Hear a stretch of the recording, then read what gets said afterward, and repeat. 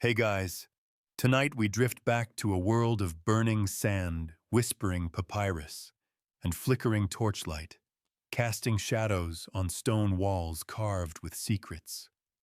You're walking barefoot through an ancient Egyptian palace, the air thick with incense and mystery. All around you, murals pulse with vivid sensual detail, images of gods with animal heads, lovers locked in strange ritual poses, and priests cloaked in silence watching. But tonight's journey won't just take you into royal chambers and sunlit temples, it will lead you into the darker corners. You're about to hear what no scribe dared carve in stone, the terrifying sexually charged practices that ruled Egypt's ancient world. Forget everything you thought you knew about Cleopatra's seductions or the golden glamour of Tutankhamun's tomb. You're about to witness a society where sexuality was tangled with magic blood and power, where even the gods couldn't keep their desires contained, and where some practices were so extreme they could end your life just as easily as they aroused it. You probably won't survive this. So before you get comfortable, take a moment to like the video and subscribe, but only if you genuinely enjoy what I do here. And if you're up for it, drop your location and the time you're watching. Always love seeing how far across the world you're listening in from. Now dim the lights, maybe turn on a fan for that soft background hum, and let's ease into tonight's journey together. You're walking now through a wide hall of polished alabaster. The temperature dips slightly as you approach a small inner chamber. A priest stands before the entrance, draped in white linen, face unreadable. He doesn't stop you. That's how you know you've been expected. Inside, the walls are painted not just with sacred symbols, but with acts so intimate they border on forbidden. This is not just any temple. This is the secret house of Hathor, goddess of love, fertility, and ecstasy, and death. You sit on the cool stone cross-legged as the priest begins to chant. It's not a hymn, you understand. It's older than the pyramids, older than writing. It's a summoning. Because in ancient Egypt, sexuality wasn't hidden behind curtains or locked behind doors. It was offered to the gods, and sometimes it was demanded by them. Here the line between divine pleasure and brutal pain blurred easily. Rituals honoring Hathor could involve music, dancing, wine, but also bloodletting, drugged incense, and ceremonial coupling. Some participants left changed. Others never left at all. You try not to tremble. Imagine being a young woman chosen to serve in Hathor's cult. To outsiders, you're a priestess of love and life. But behind the temple walls, your body is a conduit for worship, for magic, for political power, sometimes for punishment. You're trained in sacred dance, perfumed with lotus oil, adorned in gold and nothing else. Men of high rank come to you not just for pleasure, but for prophecy. Their future depends on your whispers, their fate perhaps on your touch. But one misstep, refusing a visitor, resisting a ritual, and you could be declared impure, cast out, or worse, offered in sacrifice to restore balance to the goddess. You aren't just a woman anymore. You're a symbol. You're a weapon. You're bait. Now think of the pharaoh. To the people, he's a god in human flesh. But even he must submit to certain rites. One of them, the festival of the seed, involved public acts that today would be unthinkable. He must prove his virility by spilling his seed into the Nile, hoping to secure a bountiful flood. Thousands watched, cheered, judged. And if the Nile did not rise, whispers began. Perhaps the pharaoh had angered the gods. Perhaps he was weak. Perhaps his days were numbered. You lean back, overwhelmed. Even the air here feels heavy charged. There's a statue of Min, god of fertility, looming in the corner. He's eternally erect, smiling. Offerings lie at his feet, lettuce leaves believed to stimulate arousal. You suddenly remember how deeply the Egyptians intertwined food, sex, and ritual. Lettuce, wine, honey, all tools of seduction and symbols of power. And then there's Isis, the divine mother. Her myths are layered with sorrow and seduction. When her beloved Osiris was murdered and dismembered by his jealous brother Set, Isis searched the world to gather his pieces. All but one, his phallus, lost to the Nile. But she didn't stop. She carved a replica, infused it with magic, and conceived Horus heir to the throne. The story is revered, retold in lullabies and hieroglyphs. But can you imagine the terror and the power of a woman who creates life with no man, only magic and will? That story was told to empower royal women, but also to warn them love was dangerous.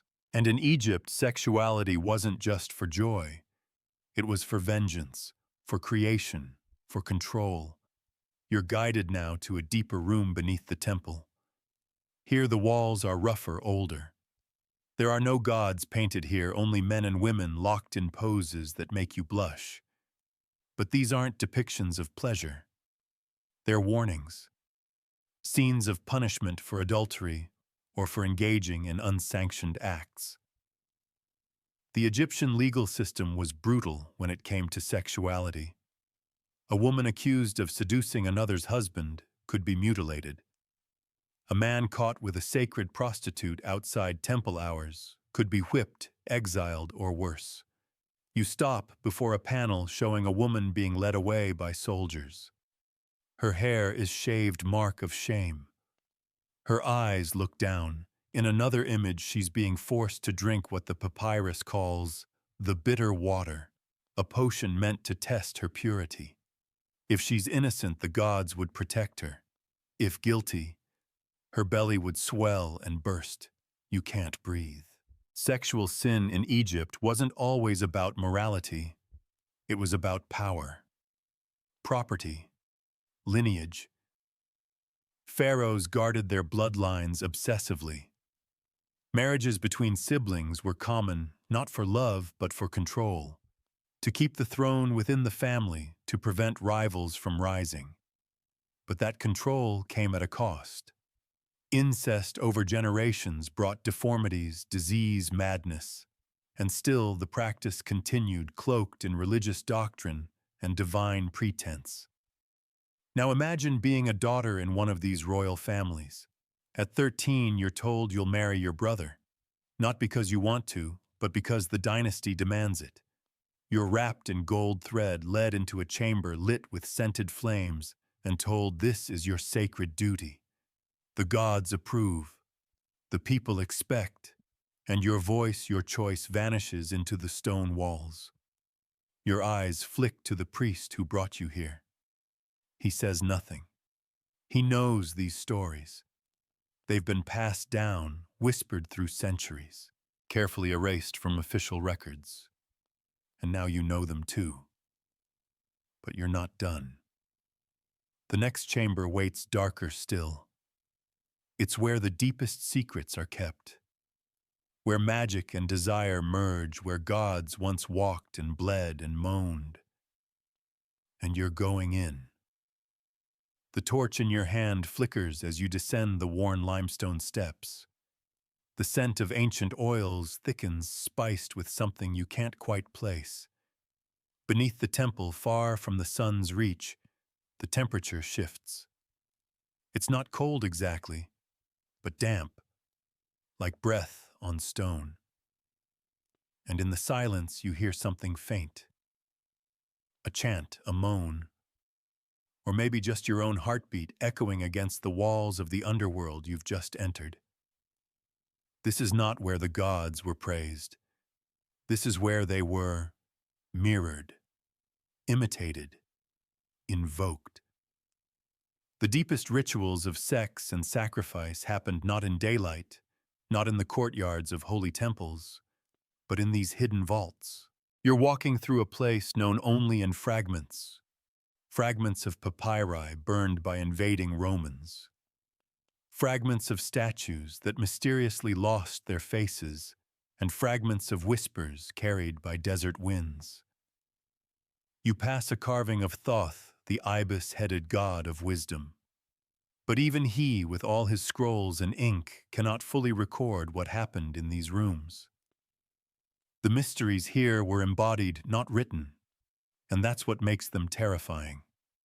You reach a chamber whose floor is blackened from ritual fire. In its center is a low stone altar worn smooth from centuries of use. Around it, symbols of fertility and resurrection, painted not in ink but in dried blood. A depiction of the sacred scarab, the rising sun, the female womb, but also serpents coiling into themselves, eyes wide with hunger. And a figure repeated again and again, a woman arching backwards arms, lifted mouth open as if to receive something divine or something deadly. The priest who leads you here places a jar on the altar. It's sealed with wax. He doesn't open it, just looks at you and steps away. You don't want to know what's inside. But in ancient Egypt, sacred jars weren't just for perfume or wine. They held oils to anoint lovers, or poisons to punish them. Semen, too, was considered magical, collected in jars as offerings used in spells to bind hearts or break them. There are records barely translated of women mixing their menstrual blood with wine and offering it to men to ensure fidelity. It wasn't seduction. It was sorcery. Love spells laced with fluids, erotic power turned chemical weapon. You imagine being a noblewoman desperate for a pharaoh's favor. Maybe you'd been cast aside. Maybe your family's future depended on his affection. What lengths would you go to, a strand of his hair mixed with your own blood hidden in a cake whispered incantations beneath the moon? And if it failed, you wouldn't just lose his love. You might lose your life. Because jealousy wasn't merely personal, it was political. The harems of ancient Egypt weren't romantic prisons, they were power pits. Dozens, sometimes hundreds of women lived in gilded isolation, each vying for the attention of one man. But only one could give birth to the next pharaoh, and that made her a target. Rival concubines poisoned one another. Servants spied and reported back. Midwives were bribed, then executed. The air in those palace chambers may have smelled of myrrh and rose oil, but beneath that sweetness lurked ambition, fear, and betrayal. And still, sexuality remained sacred. That's what made it so dangerous. The belief in sacred sex ran deeper than the Nile. It shaped creation itself. One of Egypt's most ancient myths tells how the god Atum created the world not by speaking, but by pleasuring himself. His semen flung into the void gave birth to the gods Shu and Tefnut. That act wasn't taboo, it was cosmic. Every generation after carried the weight of that origin. Every sexual act, especially in the royal bloodline, echoed divine power. And yet, if performed incorrectly without the right prayers, timing offerings, it could curse instead of bless. You kneel beside the altar now, running your fingers over a groove carved into the stone. It's a drainage channel. And suddenly you understand this wasn't just for symbolic offerings. Blood fluids, real ones, ran here. This is where life and death danced together, where ecstasy and terror became one. The chamber behind you opens slightly. A soft shuffle. Another figure enters. She's a woman older with coal-lined eyes and a face like carved cedar. Her hands are painted red to the wrist. In her time, she would have been a high priestess, a keeper of erotic mysteries. She would have led young initiates through rites of pleasure so intense they bordered on madness. Not for pleasure's sake, but to tear away ego to open the soul to the divine. You meet her eyes, and she nods toward a wall where scenes unfold in ochre and black. A man blindfolded, his arms bound in linen. A woman dances around him, golden chains dangling from her hips. Another figure, a god, a priest, watches, his hands lifted not in warning, but in blessing. These were not punishments. These were ceremonies. Ceremonies that used dominance and submission as tools for transcendence.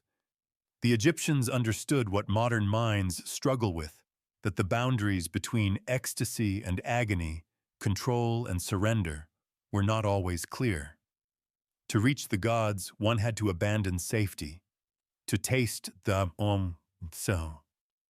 taste the divine, one had to risk annihilation. But not all who dared returned whole. There are warnings here, too. Papyri that speak of burning seed and the madness of too many women. Of men who lost their minds after coupling with temple priestesses without permission. Of women who grew barren after defying ritual purity laws. Of pregnancies twisted by curses. Of babies born with serpent eyes. It's not metaphor. These fears were real. Sexual transgression wasn't just scandal, it was cosmic rebellion. And punishment came not from men, but from gods. Sekhmet, the lioness-headed goddess, punished desire gone wild. She devoured men whose lust lacked reverence. Bastet, her feline sister, could offer pleasure or claw it away depending on your offerings. Even Hathor, the goddess of love, had a vengeful face. Drink too deeply of her wine, and you'd wake not in paradise but in madness. Now imagine being a young initiate your first night in the temple. You're anointed with oil, veiled in gauze, taught the sacred dances. But you don't know who will choose you. A prince, a priest, a god in disguise. You're told to submit, to smile, to listen for the moment the sacred begins. But what if you get it wrong? What if you feel nothing but fear? What if he doesn't stop, and still you're told this is holy? You stand again, shaken. The woman is gone. Only the echoes remain. You move forward deeper. Ahead lies the chamber of mirrored truths, where gods reveal their darkest faces, where history dares not tread. But you will, because you've already crossed the threshold, and there's no turning back. You step forward into the narrow corridor, barely wide enough for your shoulders. The walls are smooth and warm as though they've been touched by thousands of hands over the centuries, and they have. This passage is known as the Serpent's Womb. It leads to one of the most forbidden rooms in the entire temple complex. A place not even pharaohs entered lightly. Your fingertips trail along the carved walls as you walk, and beneath the dust you feel images, coiling bodies, arched backs, open mouths, all tangled in a rhythm, both primal and precise. This wasn't chaos, it was choreography. Every movement of flesh served a higher purpose, a purpose you're only just beginning to grasp.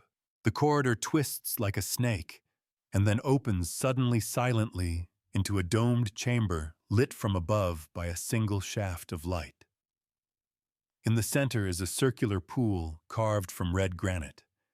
Around it, 12 reclining statues of goddesses, each with different eyes, hips, breasts, symbols of fertility, transformation, chaos. Each one unique, each one terrifying. You approach the pool and glance in. The water is still black and bottomless. This they called the Eye of Nuit, a sacred bath used in rites of sexual rebirth. The initiate man or woman would step in under the guidance of the priestess and offer themselves completely to the gods. Through erotic touch, whispered spells, and trance-inducing perfumes, they would be stripped of identity, drowned not in water, but in sensation. Only then, the ancients believed, could one re-emerge as something new. But not all initiates resurfaced. Some went mad, others vanished. and a few, according to legend, were claimed by the god Sobek, lord of the crocodile, ruler of the primal urge. You step away from the pool unsettled. The air is thick with resin and musk, the scent of ancient bodies mingled with myrrh. You hear soft footsteps behind you, but when you turn, no one is there, just the statues, staring.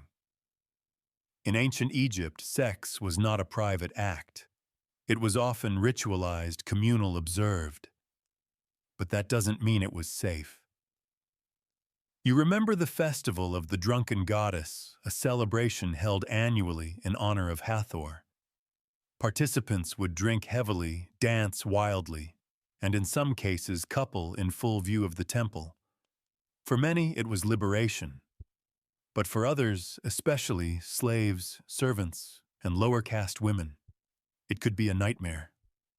There are accounts half erased by cautious scribes of women being taken in drunken frenzy, their cries drowned beneath drums, of children conceived in confusion, of blood spilled during pleasure, mistaken for sacrifice. And still it continued, because to stop would be to defy the goddess. And no one wanted to anger Hathor. You walk now to a pedestal in the far corner of the chamber. Upon it sits a scroll sealed with wax bearing the shape of an erect phallus entwined with a cobra. You hesitate, then break the seal. Inside is a fragment of a love spell.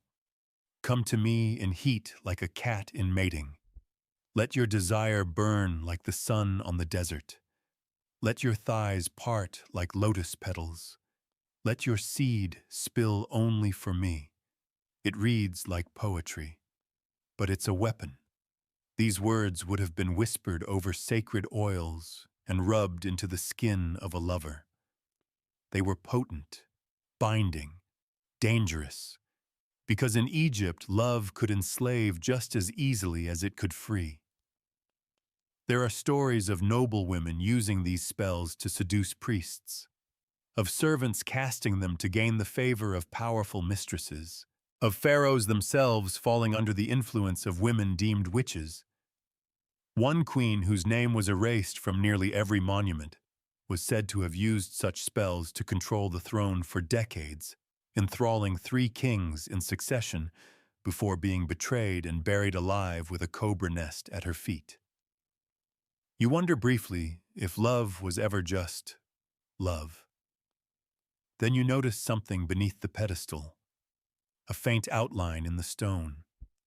You kneel and press your fingers to the edges. It shifts. A hidden trapdoor. You lift it slowly, revealing a steep stone stairwell spiraling into darkness. Down there lies the burial chamber of lost desires, a place for those whose lust defied even divine law. You take one last breath of perfumed air before beginning the descent. Each step feels heavier than the last. You're surrounded now by silence, not the kind that soothes, but the kind that holds its breath. At the base, a chamber opens, small, tight, lit by tiny oil lamps that have somehow remained burning. In the center lies a sarcophagus shaped like a woman, but not a noble woman, a servant. Her arms are crossed, her body naked, carved in exquisite detail. Around her offerings of scented wax, scarab charms, tiny figurines locked in erotic poses. She was no queen, but she was powerful in her own way. A temple prostitute. The Egyptians called them Hemet Netjer, servant of the god. They were trained from childhood in the arts of touch-voice movement. To some, they were holy courtesans. To others, they were slaves. Their role was to embody the goddesses in rituals of divine pleasure. But what happened when the gods demanded too much? When a pharaoh came too often, or a priest refused to leave? Who protected the Hemet Netjer then? Often no one. There are records rare and heartbreaking of these women dying young, of mysterious disappearances, of secret pregnancies, whispered abortions, infanticide hidden beneath temple floors. And still the cult of pleasure continued. You kneel beside her tomb. Her face is peaceful lips, parted in a slight smile, but the sadness around her eyes remains. You reach out lightly, touch the carved stone cheek. It's cold, and for a moment you swear you hear a sigh. The air shifts. A gust of wind wherefrom you don't know snuffs the tiny lamps. You're in total darkness. But something beckons you forward, not with fear, with curiosity. Because the deeper you go into these shadows, the more clearly you begin to understand the ancient Egyptians didn't just fear sexuality. They revered it. They weaponized it. They wrapped it in gold and poison and prayer and power. And you're already caught in it now. The spell has begun. You keep still in the darkness, breathing slowly, waiting for your eyes to adjust. But they don't. Not here. Not this deep. Whatever light had been has vanished completely. And now the silence breathes with you. You reach out blindly and feel the contours of the sarcophagus again. Smooth stone. Cold. Eternal. Then beneath your fingers, something unexpected, a gap, a seam, a slit in the carved outline where the stone should be whole. With a hesitant nudge, you press into it. A soft click. Somewhere unseen, a mechanism groans to life. A section of the floor slides open. You don't think. You step in, and suddenly you're moving downward. A hidden platform like a funeral barge into the underworld carries you lower still. The air gets warmer, thicker. It hums. You can't see, but you can feel the pulse of something ancient, older than gods, older than tombs. Then slowly light blooms, not torchlight, bioluminescent, blue and pulsing like a heartbeat. The chamber you descend into is unlike anything above. No hieroglyphs, no gods. Just a vast cavern of glowing mineral walls, natural pools, and stone ledges carved into beds. You've entered a place lost to formal record, a cave sanctuary once used by secret sects who believed the gods were not above but within, and that sexuality was not for temples or thrones, but for transformation. This was the cult of the nameless flame. They rejected the pantheon, worshipped sensation itself, believed orgasm was the only time a human could touch the divine. In their view, every climax was a dying, every release a rebirth, and their rituals reflected that. You step barefoot across warm, damp stone, peering at the alcoves along the walls. Inside each are carvings, human figures locked in intimate, often brutal poses. Pleasure and pain fused indistinguishable. One image shows a man blindfolded, kneeling as three women pour molten wax on his chest. Another, a woman held aloft by ropes and vines, her arms open to the stars, her face contorted not in agony but in awe. You find yourself shivering, not from cold, from recognition. Because something deep inside you, something ancient, remembers this. The sect believed sex was not just physical, it was spiritual warfare. Through ritual acts, they expelled demons, confronted inner darkness, broke chains of past trauma. And yet their methods were harsh. Sensory deprivation, sleep denial, prolonged arousal, sacred flogging. Partners rotated randomly, consent offered not as permission, but as sacrifice. You didn't choose your experience. The gods did. You pass a stone table still stained. once used for the unveiling rite. The initiate would lie here for days, tended by priestesses and priest-binders, fed only honey and water, touched constantly, never allowed to finish, until the moment the body could no longer bear the tension and the soul burst outward, screaming, shaking, shattering. Some survived, some didn't. A scroll fragment near the altar tells of a woman named Set Ara, who endured the full 13-night cycle of the flame rite. On the final night, her cries cracked the stalactites above. When she stood, she no longer spoke in her own voice. Witnesses claimed she glowed faintly for 3 days. She was said to be divine. She disappeared soon after. You step toward a mural now taller than any before. At first, it just looks like flames, red, gold, black. But the longer you stare, the more forms appear within the fire, eyes, mouths, bodies merging and splitting. At the center, a symbol unlike any you've seen, a spiral coiling inward, then bursting outward in a single stroke. Beneath it, a phrase in demotic script: what you fear is the door. What you feel is the key. The cult knew fear was a threshold, pain was a bridge, desire was a compass, and so they used all of it. But not everyone respected the boundary between worship and cruelty. You move toward another alcove, this one sealed in stone. On its surface, warnings etched in haste. Do not wake what moaned here. Pain was made flesh. She drank the soul of men. This was not a goddess. This was a prisoner. Some sects, corrupted by power, summoned what they could not control. There are rumors barely preserved in forbidden scrolls of sex demons birthed through too many rituals, too much reckless desire. Of women possessed by hunger that couldn't be quenched. Of men driven mad by their own pleasure, babbling nonsense and weeping until they wandered into the desert to die. Even the high priests feared these stories. Some temples were sealed. Some caves collapsed. But not this one. This one survived. Because it was hidden.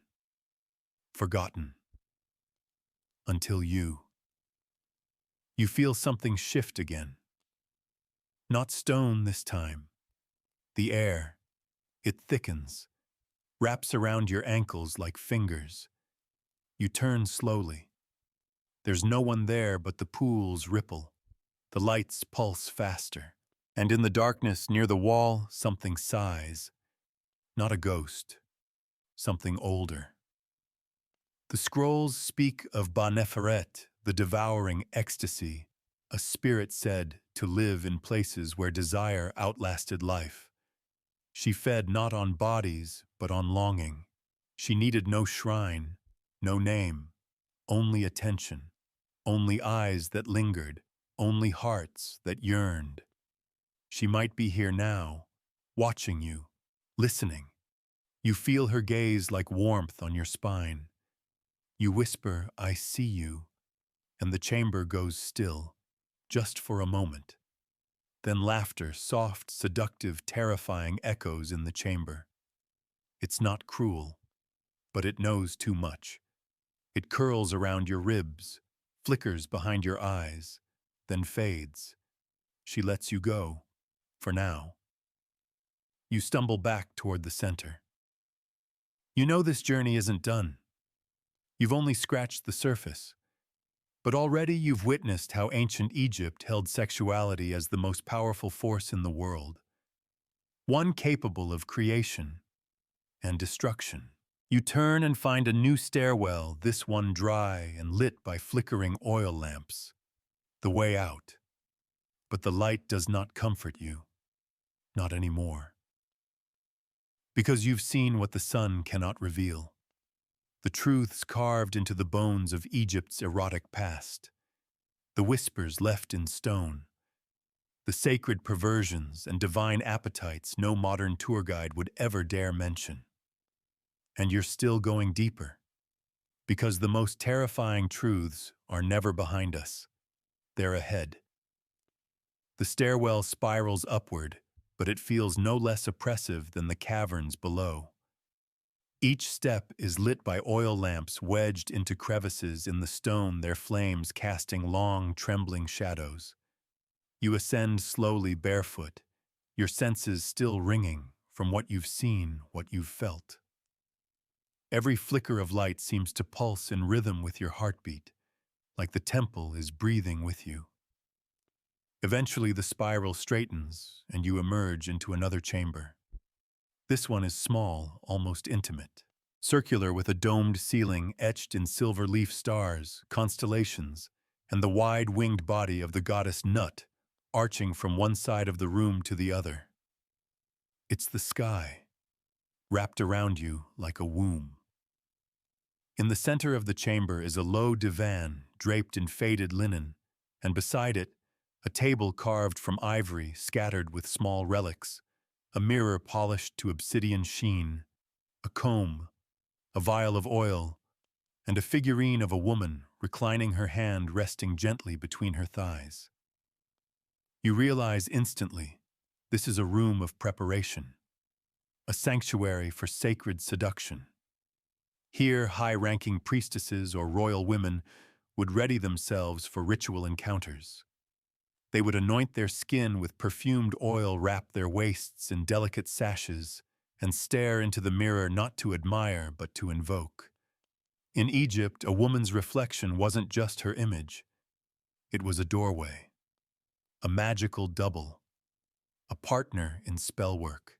When she locked eyes with herself before ritual sex, she wasn't gazing at her own beauty. She was calling her shadow self forward, preparing to merge the carnal with the cosmic. You pick up the figurine. The detail is astonishing.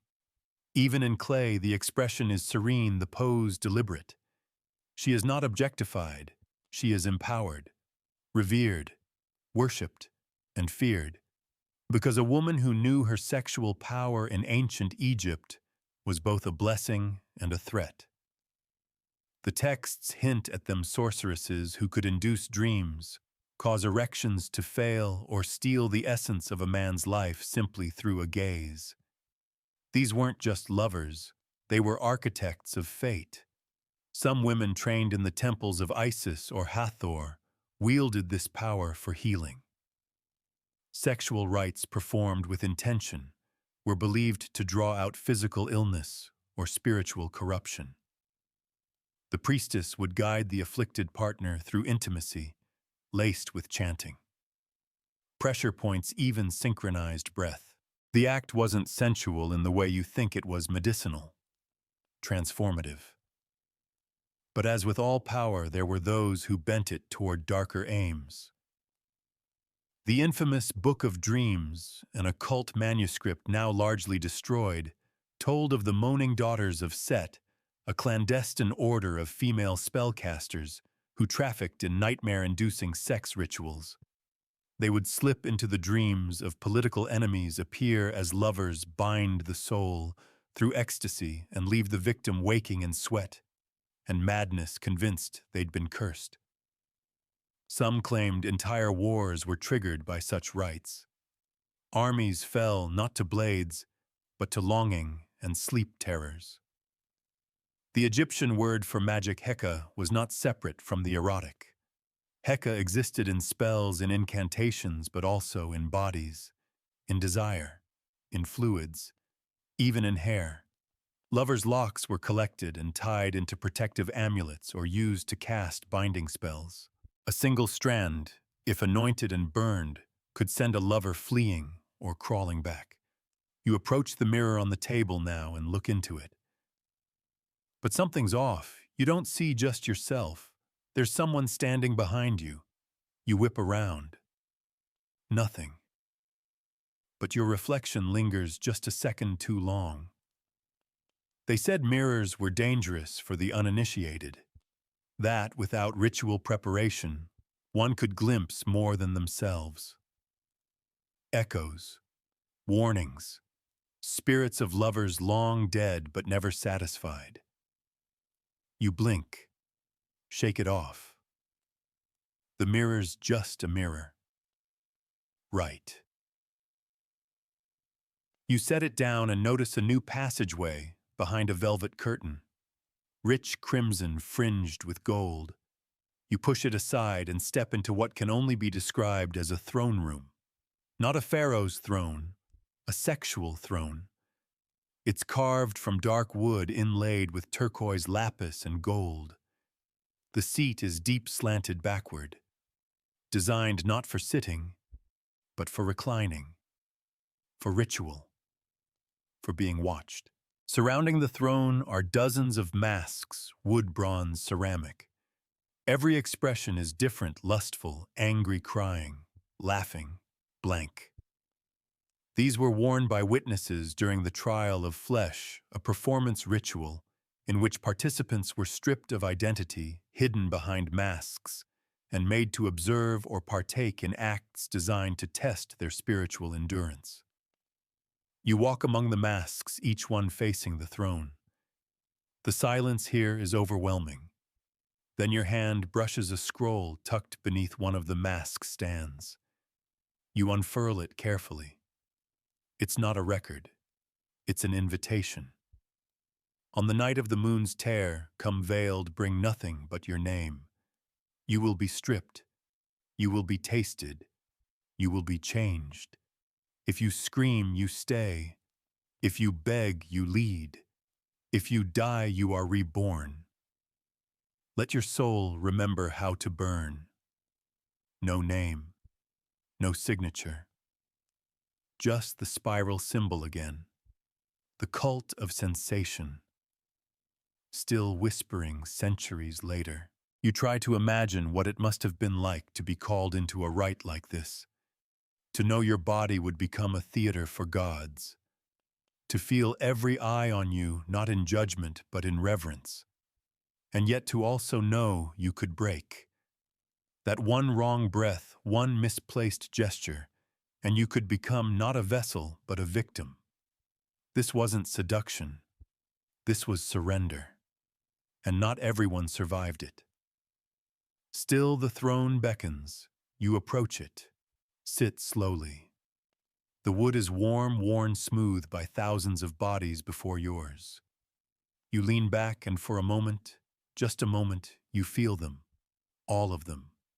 The women who knelt here in power. The men who begged at their feet. The spirits who watched from behind their masks, unsure whether to worship or flee. And through it all, you feel the hum of Egypt's terrifying sacred truth. Sex was never just sex. It was memory. It was violence. It was prayer. And it's not done with you yet. You remain on the throne longer than you mean to. Something about it holds you, not just the seat itself, but the energy it remembers. As if the wood has soaked up centuries of moans, gasps, whispered names, and unspoken fears. It cradles you like a lover, but not gently. Know this throne was never built for comfort. It was built for revelation. When you finally rise, your limbs feel heavier, like you've passed through something, not just a ritual chamber, but a threshold of understanding. And now the world behind you belongs to the forgotten. You're not going back there. Not now. Another hallway opens, flanked by two lion statues. These aren't regal. Their snarling mouths parted in mid-roar fangs, sharp eyes made of onyx that shimmer even in the dim. Bastet, the cat goddess of pleasure and protection, was not always sweet. She guarded temple secrets with claws unsheathed. Especially here, because this corridor leads not to worship, but to punishment. In ancient Egypt, eroticism was sacred, but only when aligned with the divine order.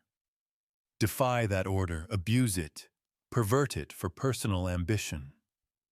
That's when retribution came, and it was brutal. This hall, according to what little remains in recovered temple scrolls, was known as the Corridor of Red Silence. Those brought here had committed sexual transgressions, not against morality as you understand it, but against ritual balance. A temple guard who touched a priestess outside of ceremony, a noble who bribed their way into sacred rites, a concubine who used forbidden amulets to ensnare a prince's heart.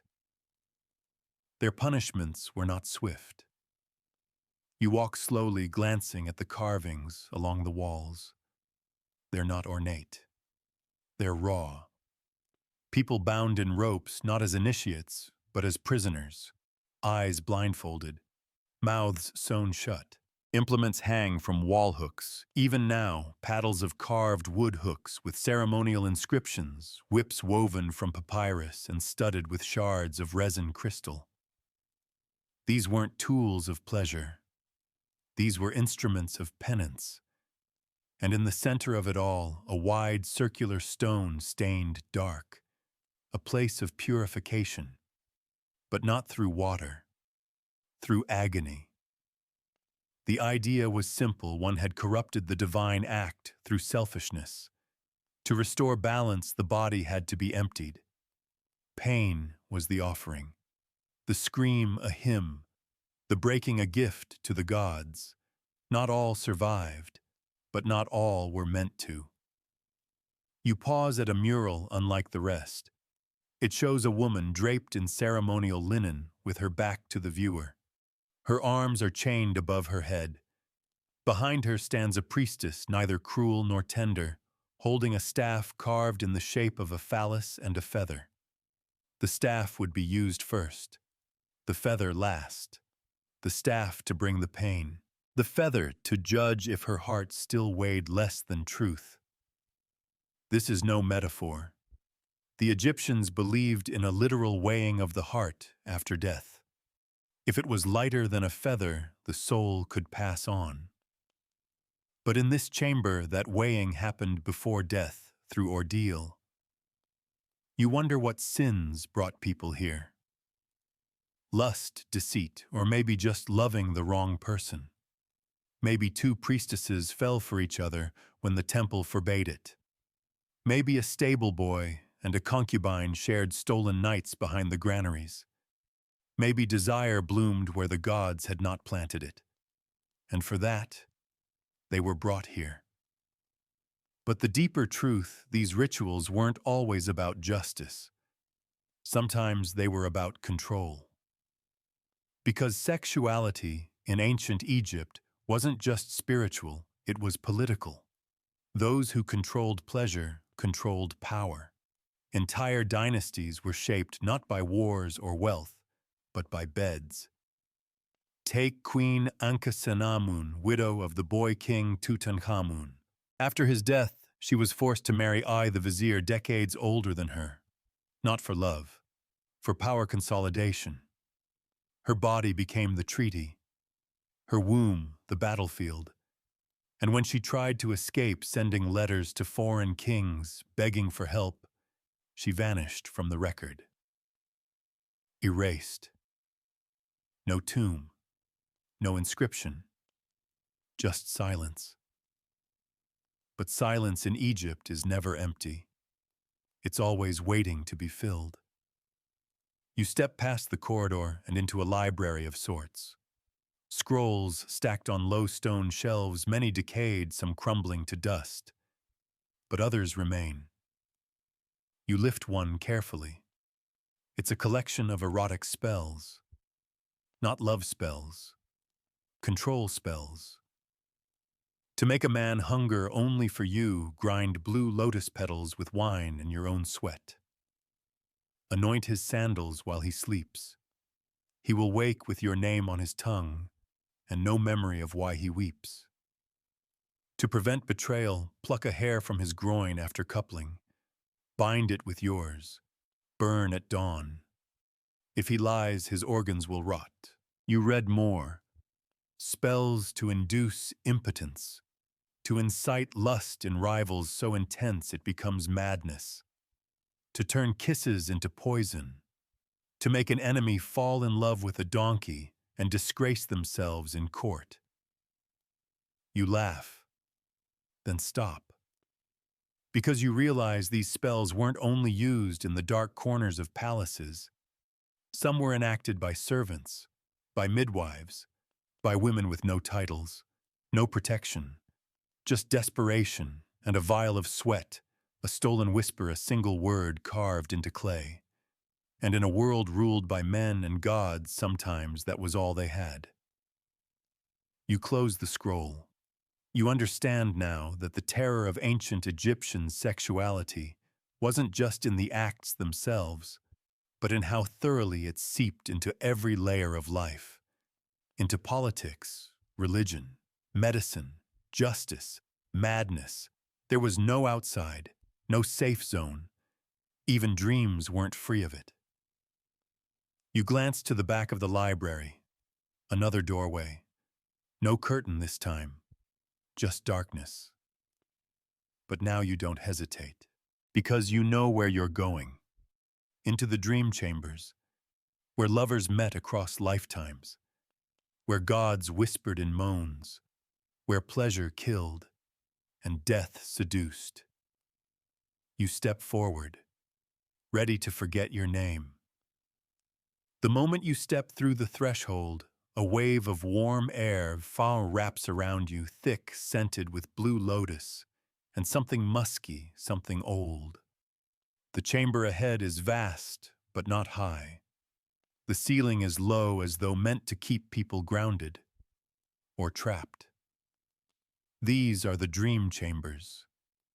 The Egyptians believed sleep was not a time of rest.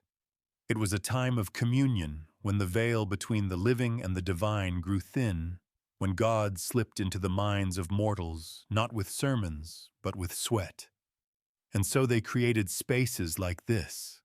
Not bedrooms, not brothels, sanctuaries of lucid surrender, where erotic dreams weren't just fantasies, but prophecies. You walk barefoot across rugs so worn they feel like skin. All around you are sleeping couches, carved low to the ground, each draped in linen and furs. Beside every bed, a vessel of blue lotus wine half full, a bronze bowl with charred herbs, a mirror, and in some corners, masks, placed deliberately. Some are smiling, some look in pain. No one slept here alone. You move through the dim room, and you start to understand the terrifying beauty of it all. In this chamber, dreams weren't private. They were shared. Lovers lay together, fed herbs and oils to induce visions. They would breathe in sync chant in rhythm and descend into a mutual trance. What they saw would be recorded if they remembered it. And if they didn't, the priest-interpreters would step in to shape the memory for them. Not all dreams were divine. Some were nightmares, and some never ended. You approach one of the beds. On the wall behind it, a mural half-painted unfinished. It shows a woman lying beneath a god with the head of a falcon. Horus. Her arms are raised not in struggle, but surrender. Her eyes are open. She sees everything. You run your fingers along the edge of the mural. There's writing beneath the scene, barely legible. He entered through her breath. She bore no child, only light. Her skin burned for 3 days. This wasn't myth. It was memory. The Egyptians believed gods could take lovers not only in waking life, but in dreams. And for the most sacred initiates, being chosen in such a dream meant elevation, transformation. But for others, it meant madness, night terrors, infertility. Some never woke. That's why these chambers were supervised. In the far corner, you find a high-backed chair. This is where the dreamkeeper sat, an elder priestess trained to watch, to guide, to intervene. She was both healer and executioner. If a participant screamed too loudly, moved too violently, or showed signs of spiritual corruption, she had authority to wake them, with a blade, with fire, or with words only the gods knew. You sit in her chair for a moment. Try to imagine her watching bodies writhe in trance, listening to their mutterings, deciding in an instant whether they were crossing into divine realms or slipping into something darker, and deciding what to do about it. It's a heavy seat. Not far from her post, you find a box cedar locked with a clasp shaped like a serpent swallowing its tail. You pry it open. Inside are bundles of scrolls, thin, delicate, dream transcripts. You read one aloud. I lay in the garden of Anubis. His touch was cold. My thighs opened of their own will. I bled. But it was not pain. It was release. Then he whispered, "You will not die, but you will never be untouched again." Another. She came to me with the face of my mother, but her hands were golden serpents. They licked my nipples and hissed scripture. When I climaxed, the ceiling fell. I saw my death. It smiled. These weren't erotic stories. They were testimonies, sacred, terrifying. The Egyptians believed orgasm cracked open the soul, that in that moment a person was closest to truth, and truth in its rawest form could break a mind. That's why dream sex rituals were only for initiates. But sometimes, outsiders found their way in. There's a story half preserved in a banned text of a general's son who bribed a temple servant to sneak into the dream chamber one night. He lay with a priestess already in trance. They coupled, and when she awoke, she didn't recognize him or herself. She screamed that the god Set had possessed her. She tore out her own eyes. The general's son was exiled. The priestess's name was scraped from every wall. The dream chamber was sealed for 7 years, until it wasn't. You're starting to understand why this world so beautiful, so sensual, was also feared. Why even among the devout, these chambers were spoken of only in hushed tones. Because sex wasn't just a way to unite. It was a way to lose yourself. You kneel beside another bed and lift a small jar from the table. The wax seal breaks easily. Inside is a thick, amber-colored oil. The scent, lotus cinnamon musk, hits you like a wave. It's intoxicating. This was the oil of visions. Applied to the temples, the inner thighs, the lips, it could trigger a waking dream. Often used during ritual coupling to dissolve boundaries between partners. After an hour, some swore they could feel each other's breath from across the room. Some swore they merged completely, became one body, one pulse, one voice. Some never separated again. There are records, fragments of lovers who never re-emerged from the trance, who died locked together, who decomposed in embrace. The temple called it the binding. You rise shaken, and then you see the final alcove. Tucked behind velvet curtains, it glows faintly with gold. Inside a single bed, larger than the others, raised, surrounded by mirrors.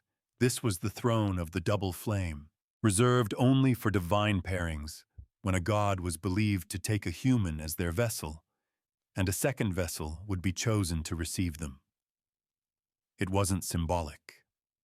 The couple would be possessed. Their union filmed in reflections, sung by hidden priestesses, recorded in breath and moan. It was said the walls of this alcove remember every sound. You approach. The bed still holds the faint impression of two bodies. You're not sure if it's memory or trick of the light, but the longer you stare, the more you feel like someone's watching from inside the mirror. No face, just breath, slow, rhythmic, matching yours. You turn away, because even now you know the dream isn't over. You're in it. You never left. And you won't wake up until the temple decides you're ready. You leave the mirrored alcove behind, but the breath on your skin lingers. A soft pressure in the air, like someone's lips hovering just a whisper above your shoulder. You don't turn around. You know better now. Some things, some presences shouldn't be looked at directly. The corridor ahead is narrow, its walls not stone but polished wood, lacquered and dark as midnight. The floor beneath your feet creaks slightly, like it's remembering weight it hasn't borne in centuries. And still the scent of blue lotus clings to everything. Not floral, not clean, but sticky, carnal. At the end of the hall, a carved doorway opens into a dim room, this one unlike the others. It's colder, sparser. The walls are bare, but on the floor at the center lies a large papyrus mat ringed with symbols in a spiral. At first glance, they look decorative, but you recognize them now, sigils of containment. This is a summoning circle, not for spirits, for memory. This was the chamber of the flesh record, where the most sacred, most terrifying sexual rituals were performed not just for pleasure or transformation or dream sharing, but for preservation, for making history from the body. In this room, memories were passed not through writing, but through physical reenactment. One priestess, one initiate, one act. The priestess would be possessed by the spirit of an ancestor. The initiate would be trained in trance induction. And when they came together, bodies, minds, breath, they would remember. Not metaphorically, literally. The initiate would relive the ancestor's experience, see through their eyes, feel their pleasure, their terror, their climax, their death. And if they survived the rite, they would carry that memory for the rest of their life. Becoming a vessel of living history, a breathing archive. But not all who entered left intact. You move toward the center of the spiral, stepping carefully between the sigils. You feel a sudden pressure on your chest, like being watched, weighed. Not judged exactly, just studied. And then you see them. Two skeletons, side by side, still curled around each other. One small, feminine. The other larger, with arms wrapped protectively around the smaller frame. They were buried in the spiral, left undisturbed. No markers, no names, just silence. But their bones say everything. You kneel, bow your head. There's a strange peace in this room. The terror doesn't vanish, it just changes, grows quieter, more intimate. Because the Egyptians didn't just fear sex for its chaos. They feared it for its permanence. Every act left a mark.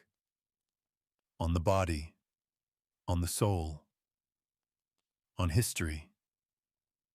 You rise and notice a shelf along the back wall. Upon it, 3 stone tablets, each barely larger than your hand. You lift one. It's carved with an image, a man and woman in a tight embrace surrounded by stylized flames. Above them, an eye. Not the eye of Horus. An open, watching eye.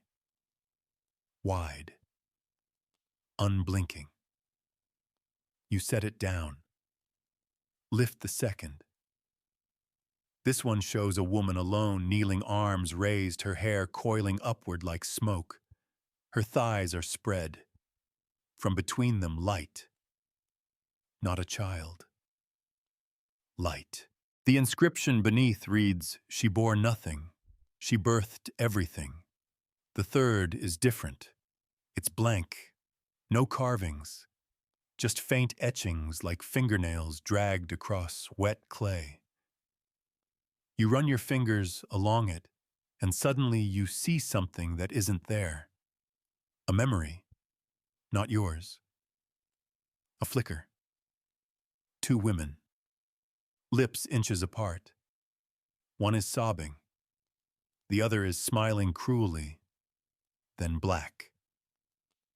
You drop the tablet. It doesn't break, of course it doesn't. These were built to hold eternity, and then a sound.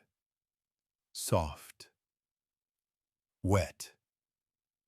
Not footsteps. Something dragging. You freeze, but you don't run, you follow it, because you understand now this temple doesn't want you to flee. It wants you to remember. And you're ready. The sound leads you down another passage, narrower still. The walls here are painted deep red, textured like leather. At first you think it's aged plaster, but then you look closer and realize it's skin. Not real. Not anymore. But once. A warning. A promise. You reach the end of the passage and emerge into a room lit by a single brazier. The flames burn green, throwing warped shadows against the walls. In the center, a statue, tall, towering, a woman, naked, her arms outstretched, her face veiled. She's made of obsidian and gold, her hips wide, her breasts full, her thighs strong. Around her feet, offerings, dried flowers, bronze phalluses, clay vulvas, teeth. This is not Isis, not Hathor, not any known goddess. This is the one they couldn't name, the fusion of all desire, all danger, all surrender. She's the embodiment of what they couldn't write down, what they had to whisper, what they feared, because they craved it too much. And at her feet, carved in looping script, those who see her must kneel. Those who hear her must moan. Those who touch her must die. And those who love her will never return. You kneel. Of course you do. And in that moment something happens. You feel everything. Every rite you've seen. Every whisper you've heard. Every groan and cry and kiss and gasp from centuries past. It all flows into you. A surge of memories not your own. You feel the hunger of queens, the terror of priestesses, the triumph of lovers who defied gods, the torment of those punished for touching the wrong skin. You feel ancient. And then it stops. Not gently, like a cord snapped. You fall forward, breathe hard. And when you lift your head, the statue is gone. Just empty space. But your body still aches with her memory. She's in you now. And you're not sure who you are anymore. But you are sure of this. The most terrifying thing about ancient Egyptian sexuality wasn't the pain or the punishment. It was the power, and how easily it still reaches across time to claim you. You're not sure how long you stayed there on your knees. Time has lost its grip. There are no windows in this place, no sunrises, no sunsets. Only the endless hum of remembered breath and the low throb of sacred desire beating through the walls like a second pulse. When you finally stand, your body feels unfamiliar, as if it's been shaped by the touch of invisible hands. You glance behind you, expecting to see the obsidian statue once more, but the room is truly empty now. No offering bowls, no green flames, only silence pregnant and heavy. You walk out of the chamber through an archway etched with spirals, not carved by tools, burned like fingerprints pressed into hot wax. The hallway curves downward once more, guiding you deeper, not underground this time, but inward, into the body of the temple itself. This, you realize, is the womb of the archive, where nothing was written, and everything was stored. The walls begin to shift as you walk. They're no longer smooth or painted, but ribbed like the inside of a living creature. The stone breathes. Moisture clings to it. It smells of old sweat, blood incense, and honey.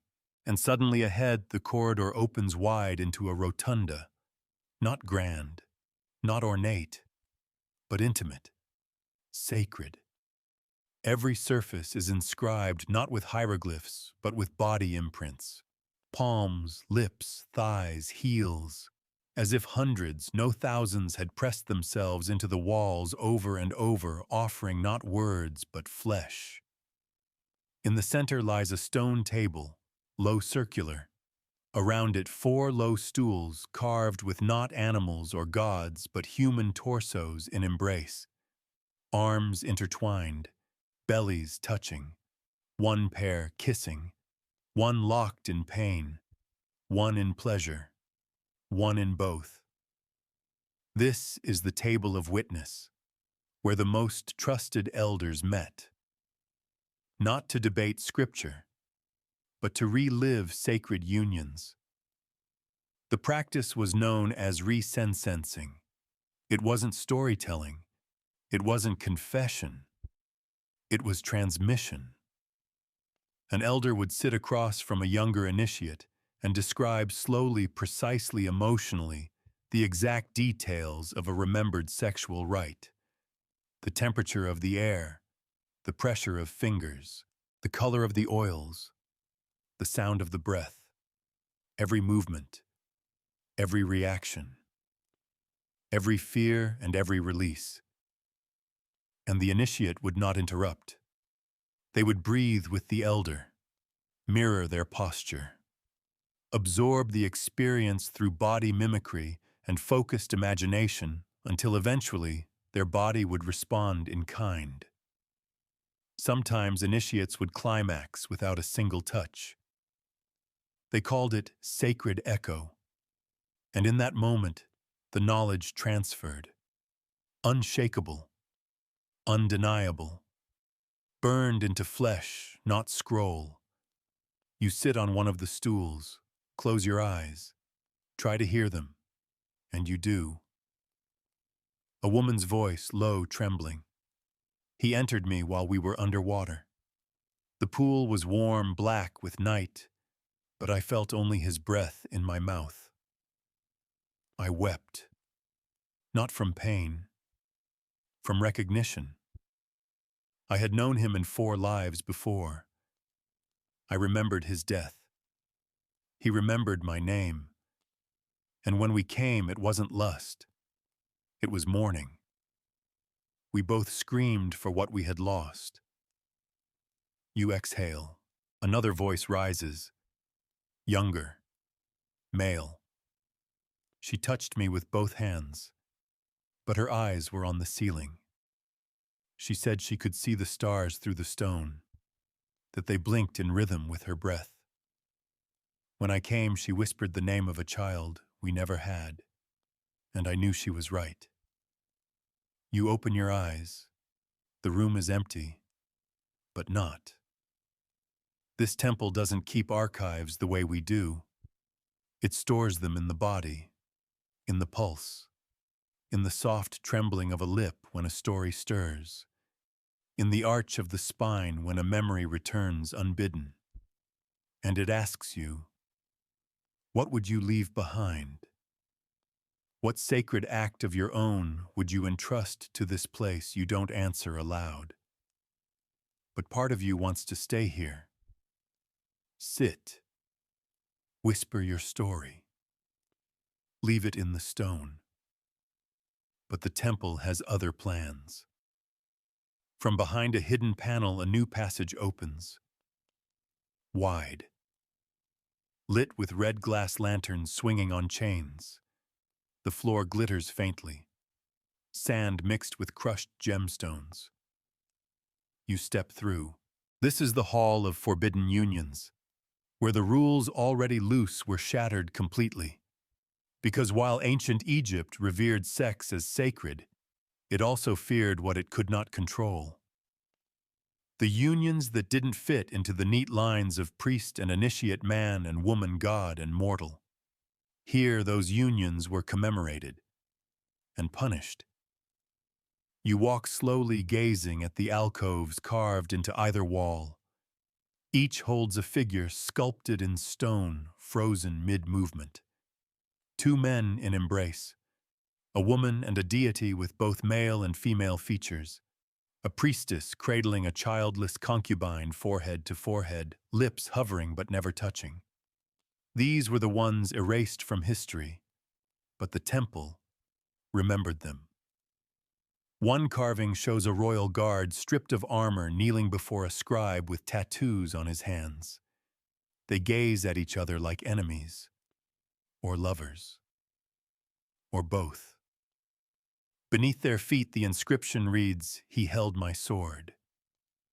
I held his truth." Another shows a woman lying beside a statue. Her fingers press against its chest. Her eyes are closed. The statue weeps. Some believed gods could fall in love with mortals, but only once. Any more and the mortal would be cursed. Not with death, but with forgetting. They would forget the god, forget the love, forget even themselves, and wander forever, always aching. You touch the edge of the carving, feel warmth. Real, imagined, does it matter anymore? You've passed through the corridors of devotion, punishment, possession, dream, death, and desire. And now only one thing remains, the climax of the temple, where all lines blur, where no god dares follow, and no mortal returns unchanged. You follow the final corridor of the Hall of Forbidden Unions. In silence, your bare feet, brushing against sand, strewn with glittering fragments of carnelian obsidian and broken amulets. It crunches softly beneath you like bone dust mixed with jewels. The red lanterns above swing slowly, casting your elongated shadow ahead, leading you, guiding you, or maybe warning you. The air grows warmer again, moister. The sweet perfume of sacred oils returns heavier now, almost suffocating. You inhale deeply, and it doesn't just fill your lungs, it pulls at your memory. You think you've smelled this before, somewhere, someone. But then you remember this temple is no longer letting you observe. It's drawing you in, folding you into its ancient rhythm. The echoes you've followed are becoming your breath, your pulse, your flesh. And then you reach it. The heart chamber, the final sanctum. There are no guards here, no masks, no statues of gods watching from the corners. This place is beyond judgment, beyond doctrine, beyond even time. The room is vast, circular, with a high ceiling painted in deep indigo. Tiny flecks of gold shimmer above you, constellations of a night sky forgotten by astronomy. But they move, very slowly, as if the room is alive, breathing, rotating above you like a cosmic womb. In the center of the chamber is a massive black stone bed shaped like a human body curled on its side. One arm extended, one leg bent, a hollow space carved into the torso like an open cradle. It is not made for sleep. It is not made for comfort. It is made for fusion. This is the bed of knowing, and it is the most dangerous artifact in the entire temple. You walk toward it slowly, circling its edges. The entire platform hums with energy, not magic as you imagined it before, but memory. Layer upon layer of bodies who came before. Priestesses, kings, slaves, thieves, lovers, all of them laid here, and all of them left something behind. Not flesh, not blood, but knowledge. The Egyptians believed that deep sexual connection, if entered at the right hour, under the right sign, with the right offering, could unlock hidden realms, not just in the divine but in the self. That at the peak of erotic surrender, the soul cracked open, allowing the truth to pour in. But that truth could ruin you. They called it Neket Jesser, the knowing that scalds. To lie in this bed was to ask the temple to show you everything, your past lives, your unhealed betrayals, the names you had before this body. But the cost was steep. If your heart was impure, if your intention was ego or lust for power, the temple would not protect you. It would expose you, burn you open from the inside. Some never rose from the bed again, and some who did never spoke again. You step into the cradle of the stone body. The surface is unexpectedly warm, soft almost, like skin. You lie back, arms at your sides. The curved granite supports you, perfectly pressing into the backs of your knees, your shoulders, your skull. There's nowhere to run. You close your eyes, and the temple begins. No sound, just sensation. It starts with pressure at your sternum, light insistent, like a hand resting between your breasts, or a memory trying to escape. Then warmth along your thighs, a tingling in your scalp. You don't know if it's touch or memory, or both. Then you hear them, the moans. But they aren't around you. They're inside you. A dozen voices at once, male, female, ageless. They aren't in pain. They aren't in joy. They're in something else, something deeper. The moment before surrender, the ache before the flood. Your mouth parts and you find yourself breathing in rhythm, not your rhythm, hers, the temple's. The bed vibrates beneath you now, not hard, not fast, like breath on breath, as if something is lying beneath you, matching your heartbeat with its own. You want to move. You don't. You can't.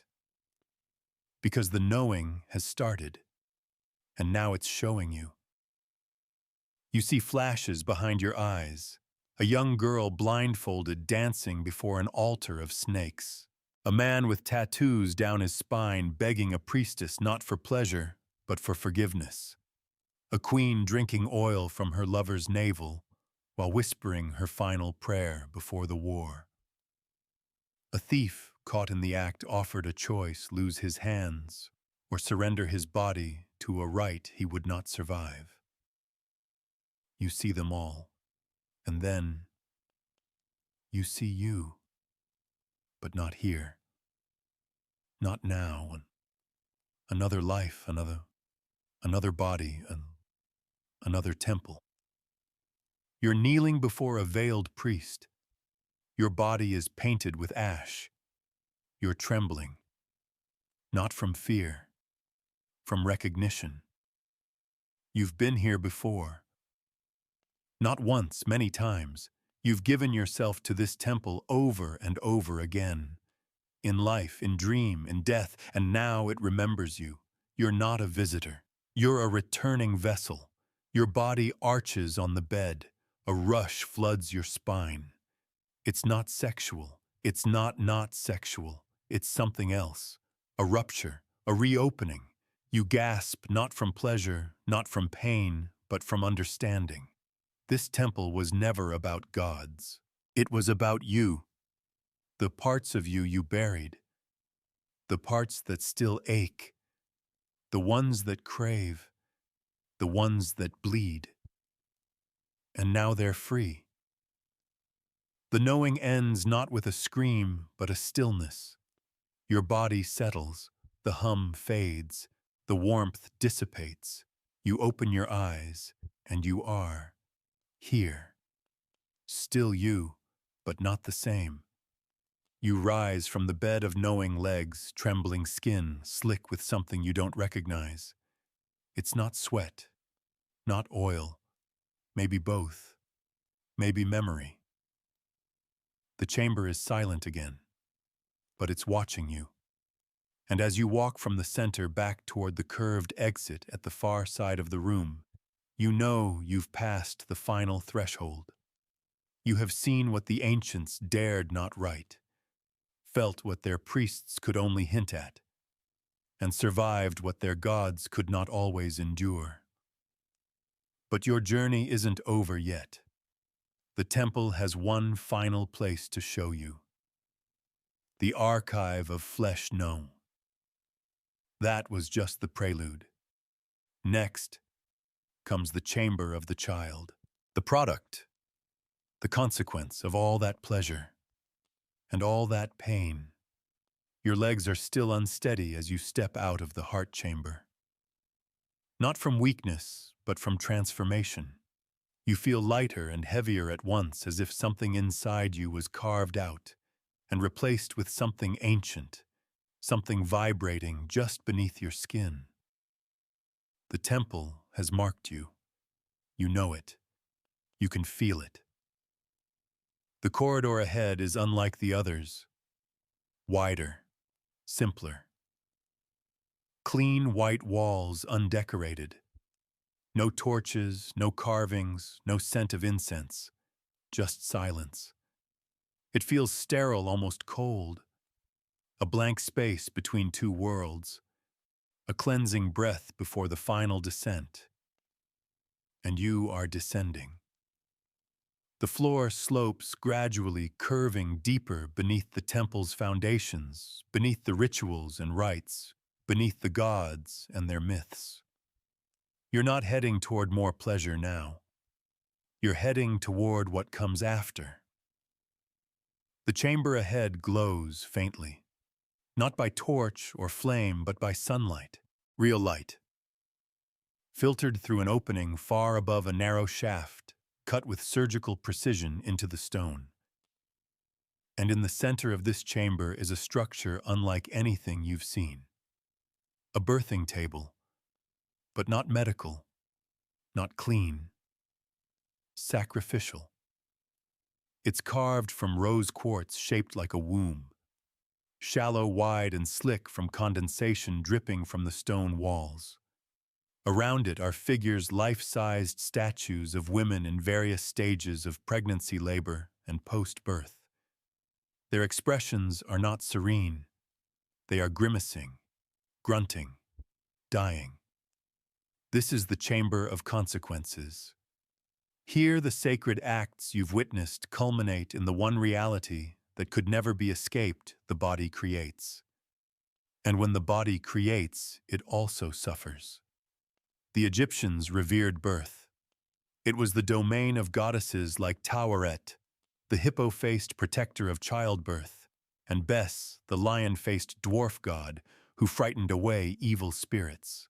Pregnant women wore amulets etched with their images, hung talismans above their beds, and whispered prayers with every contraction. But that didn't mean they were safe.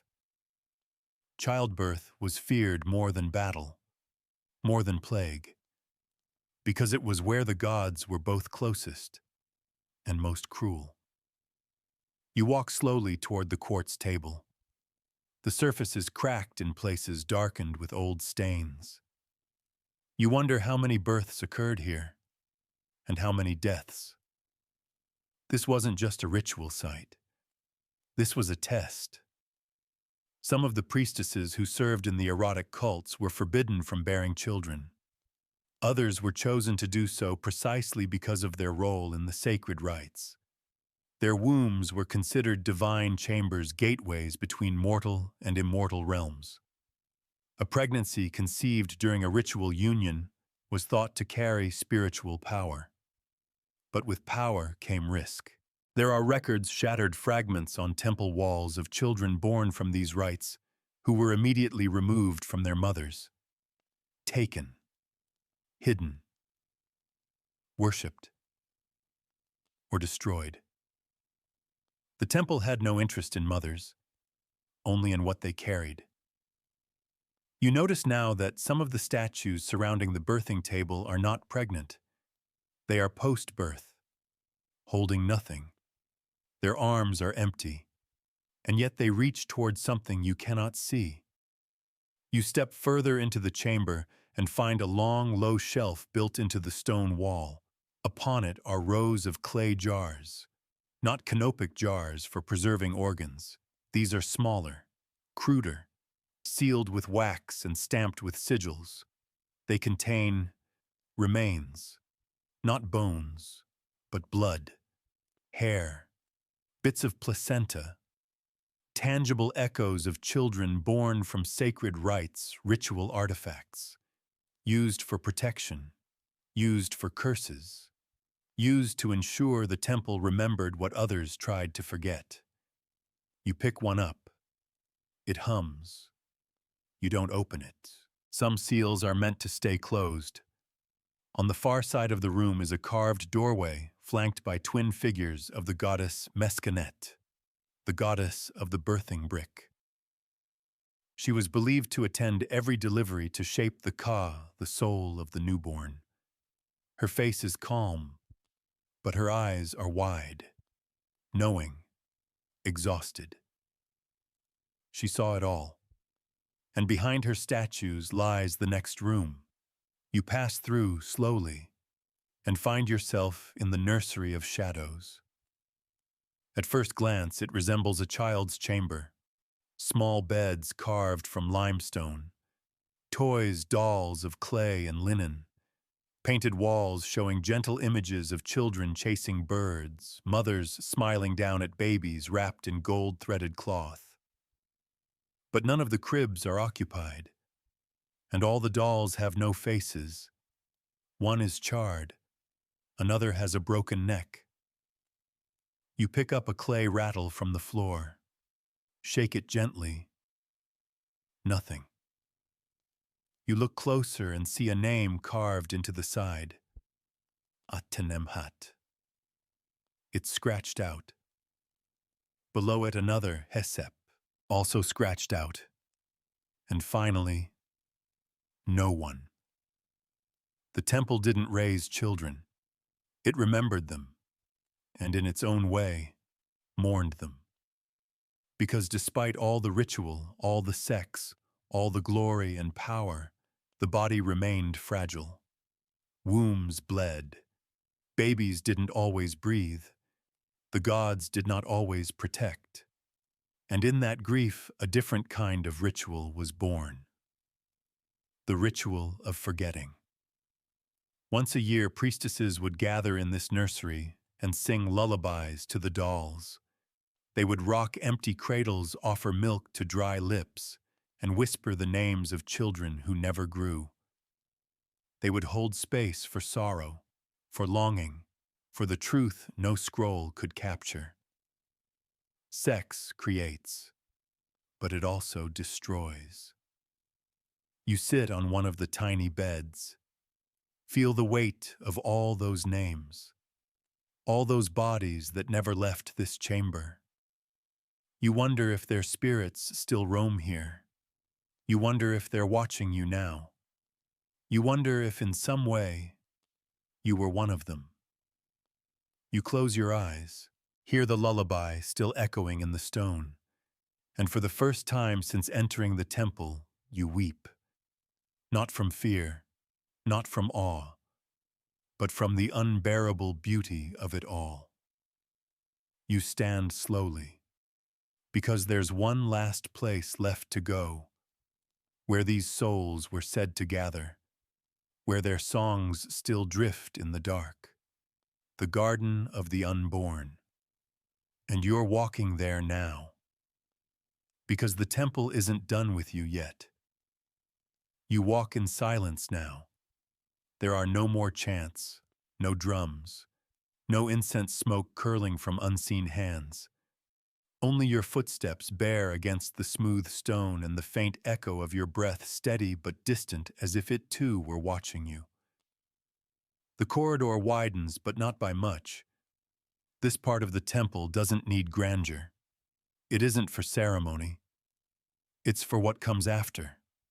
For everything that couldn't be resolved in flesh or blood or climax. You're entering the garden of the unborn, But it's not what you expect.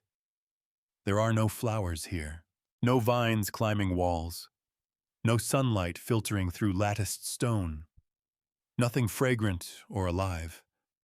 The garden is metaphorical, a tomb disguised as paradise, a sanctuary for souls that never made it into the world or left it too soon.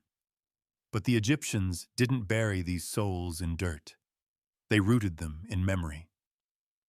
The room opens before you, enormous and circular, but low-ceilinged, like a crypt stretched out flat. The floor is a mosaic of mother-of-pearl and broken glass gleaming like dew on sand at dawn. Each tile is carved with a symbol, a name, or sometimes just a heartbeat. The air is still, but heavy. And then you hear it. A song. Soft, fragile, breathy. Not from any mouth. From the walls. Dozens of voices. Infantile. Feminine. Masculine. Ageless. All singing the same phrase, we were the fruit never tasted. We were the flame never lit. We were the gods you feared to bear. The walls begin to shimmer not with gold, but with movement. You step closer and realize they're not made of stone. They're tapestries, layers upon layers of linen and silk stitched together with hair. Human hair. Blonde, black, curly, straight. Some faded, some still gleaming. You run your fingers along a section. The stitching forms an image of a child sleeping in a woman's arms. Her face is blank, not erased, never carved, because no face could carry that grief. It had to remain unseen. You look around. There are hundreds of these panels. Each one tells a story in thread and silence. One shows a fetus curled inside a tree trunk. Another a baby with bird wings flying from a temple window.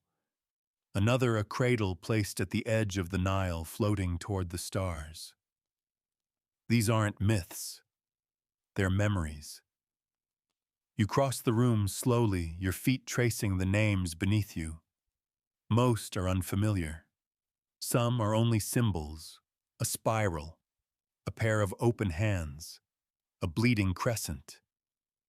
But one name stops you, not because you recognize it, because it's yours, carved into a single pearl tile shimmering softly beneath your toes. The name you don't remember ever having, not in this life. But it's there. You kneel, press your palm against it, and suddenly, you're elsewhere. Not the temple, not the garden, but a chamber soaked in gold. You see yourself in silk, younger, pregnant, smiling. You're holding someone's hand. A man, a woman, a god, it blurs. You lie down. You breathe deeply. You feel the pain of labor. And then silence. No cry. No movement. Just stillness. You wake. Back in the garden. Your hand still on the tile. Your body shaking. That was you. Once, one of the unborn. And now you've come back. Not to live again, but to remember. Because the temple doesn't care what form you wear. It only wants your truth. You rise. There's a figure ahead, sitting on a low stool beside a basin. A woman. Old veiled hands folded. You approach. She doesn't move. But she speaks, not aloud. Inside your head. You've touched the bed. You've entered the womb. You've heard the cry. But you haven't yet forgiven yourself. You swallow hard. She gestures to the basin. You look in.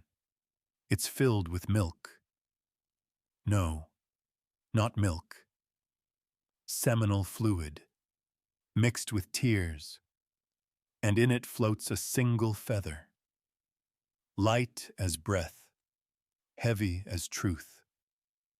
This is the final rite of the unborn.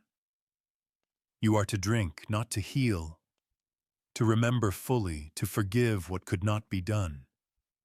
You lower your head, and you drink. It's cold, salty, sweet. It tastes like nothing you've ever known, and everything you've ever lost. When you lift your head again, the woman is gone. The room is empty. But inside you something rests. Not peace, not closure. Something deeper. A stillness. Like the Nile at dawn. You walk across the garden one last time. The tiles don't hurt your feet anymore. They welcome you. And at the far end, a final door opens. Not carved, not gilded. Just simple wood, worn smooth by thousands of hands. And now yours joins them. You step through and leave the unborn behind, carrying them with you always. Not in your womb, but in your knowing, in your remembering, in your surrender. The temple is almost done with you, but not yet. One more truth remains, waiting in the chamber of forbidden gods, where even memory dares not speak. The wooden door creaks shut behind you, not with menace, but with finality. A seal, a soft statement that the garden is behind you and that what comes next will not allow turning back. Your feet touch smooth stone again, but it feels warmer now, as if your body has adapted to the temple's temperature, to its breath, to its rhythm. You are no longer a guest here. You are becoming part of it. This corridor is unlike any other you've walked. There are no torches, no sigils, no offerings. The walls are bare, but you feel watched, not from the sides, but from within. You pass under an arch that bends too low, and you're forced to duck your head. A sign of humility. Deliberate. Because you are entering the chamber of forbidden gods, the last veil, the final shadow. Here the Egyptians kept the gods they couldn't worship publicly, not because they were false, but because they were too true. The ones who didn't represent order and balance, but chaos and hunger.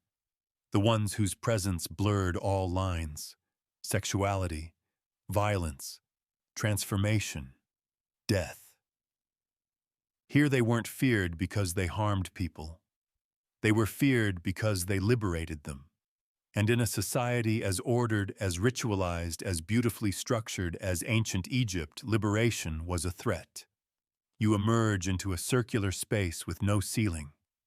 Open to the stars above the chamber, is lit only by moonlight and the soft glow of phosphorescent pigment embedded in the floor.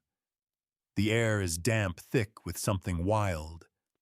In the center stands a single column. Atop it, not a statue, but a mass. A formless, swirling shape of clay, ash, and feathers, constantly shifting, never quite settling. This is the altar to Qetesh-en-Shad, the god of uncontainable longing. Neither male nor female, neither creator nor destroyer.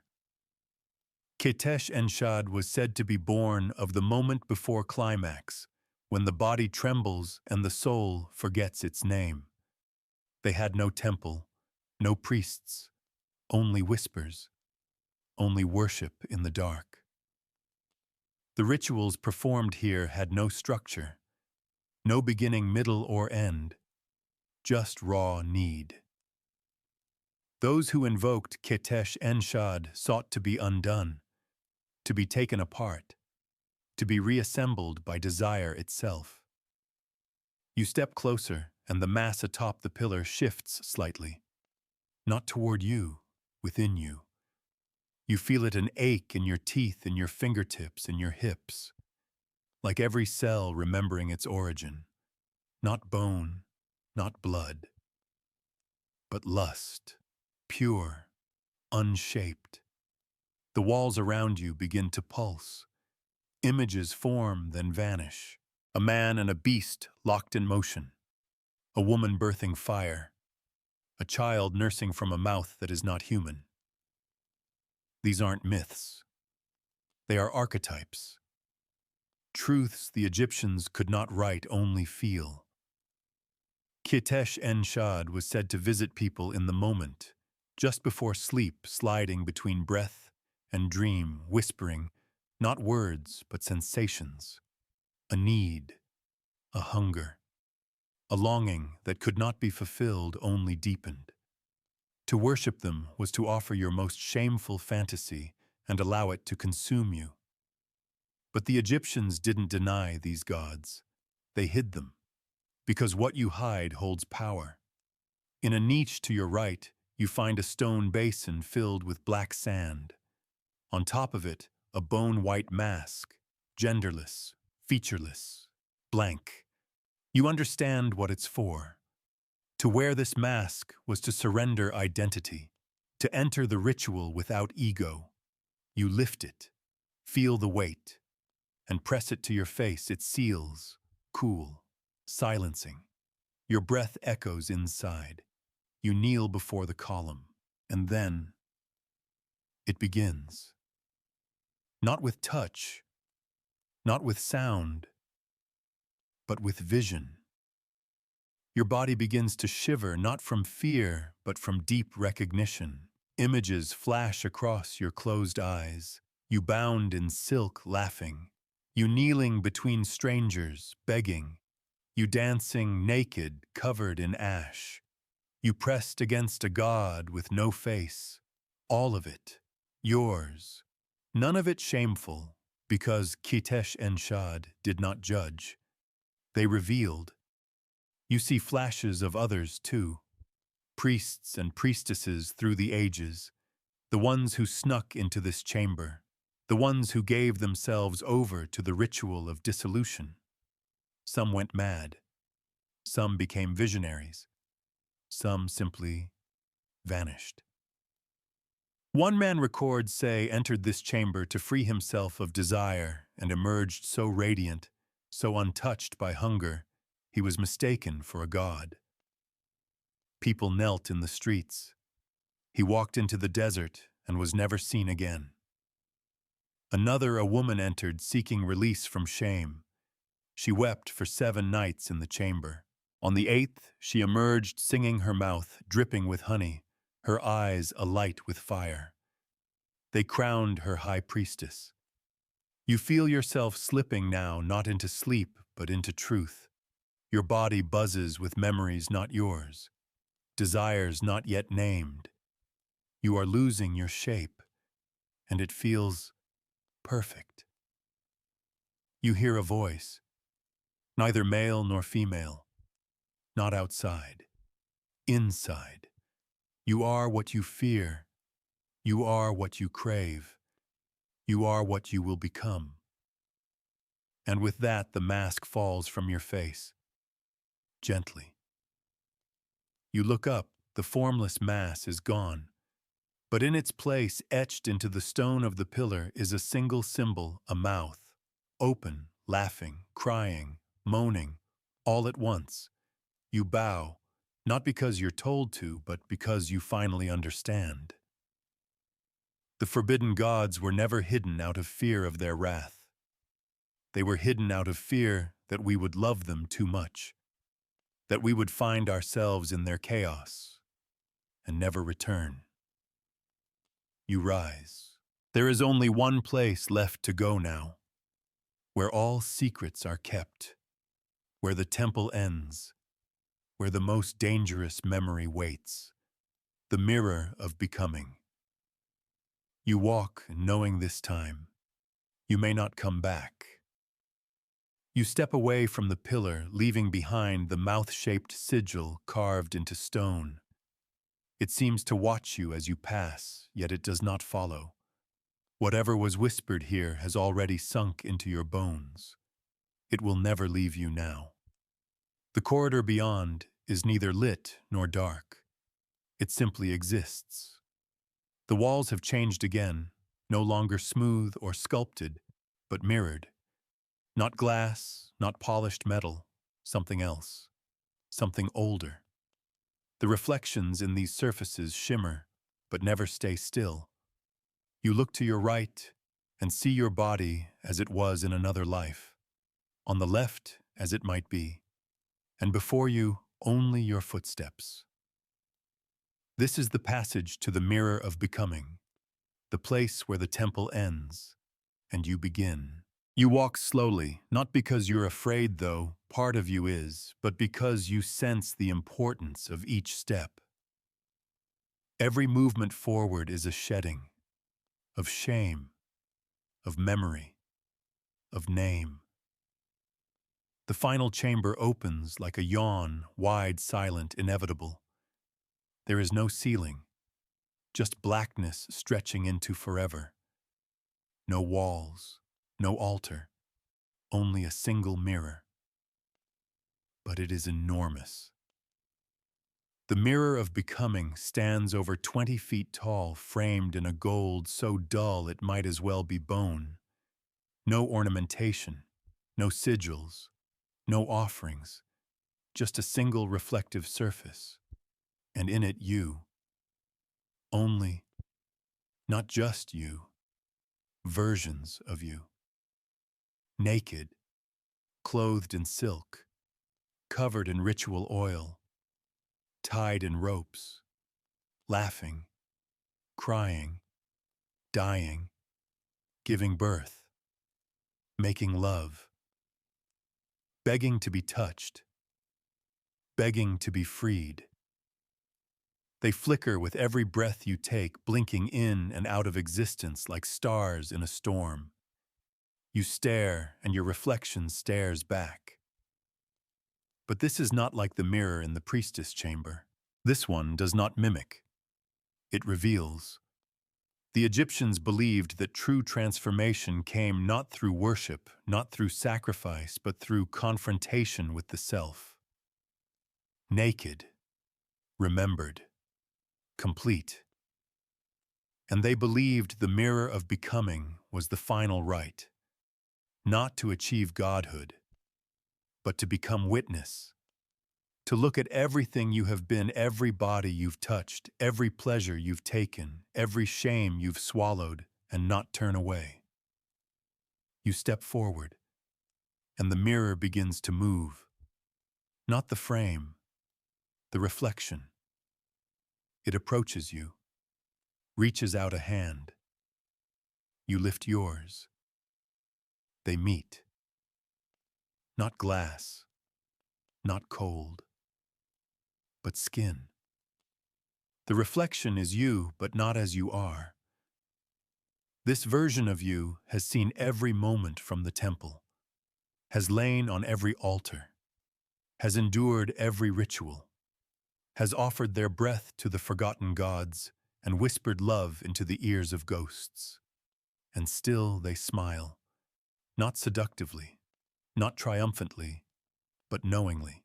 You feel your hand press into the surface, and then you are inside. No sound, no air, just presence. All yourselves circling you. The child who never made it to breath. The priestess who danced until her ankles bled. The man who offered his body to save his brother. The woman who loved the wrong lover and burned for it. The God who touched and then forgot. All of them looking at you. You don't need to speak. They already know.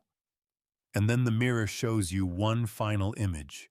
Not the past, the potential. You wrapped in shadows. You laughing utterly free. You caressing someone whose face you'll never know. You kneeling. You rising. You alone in a chamber whispering stories to someone not yet born. And in that moment you feel it. You are not the sum of your shame. You are not the sum of your pleasure. You are the space between.